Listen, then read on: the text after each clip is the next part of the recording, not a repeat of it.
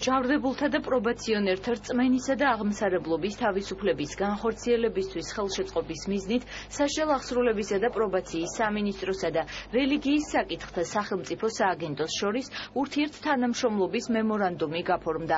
ოფიციალურ დოკუმენტს ხელი აღნიშნული უწყების მინისტრის მოადგილემ კახა კახიშვილმა და სააგენტოს თავმჯდომარემ ზაზა ვაშაყმაძემ მოაწერეს.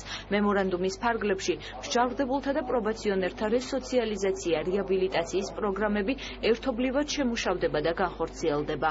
ამასთანავე იგეგმება კაპელანის ინსტიტუტის ჩამოყალიბება და პერსონალის საერთაშორისო სტანდარტებით გადამზადება. როგორც დოკუმენტის ხელმომწერებმა განაცხადეს, აქამდე აღნიშნულ სისტემაში აღმსარებლობის თავისუფლების კუთხით პრობლემა არც ერთხელ შექმნილა. მათი თქმით, საჭიროა ყველა რეგულაცია და საკითხი ოფიციალურად შექმნილი დოკუმენტების საფუძველზე დარეგულირდეს. აქამდე არანაირი პრობლემა არც ერთ მსჯავრდებულს, არც ერთი კონფესიის არ ქონია წმენის კუთხით, არ ქონია სასულიერო პირებთან შეხვედრის კუთხით, მაგრამ ყველაფერს სჭირდება ჩარჩოში გათავსება, სჭირდება რეგულაციები, რომ ხვალზე რაიმე არ შეიცვალოს.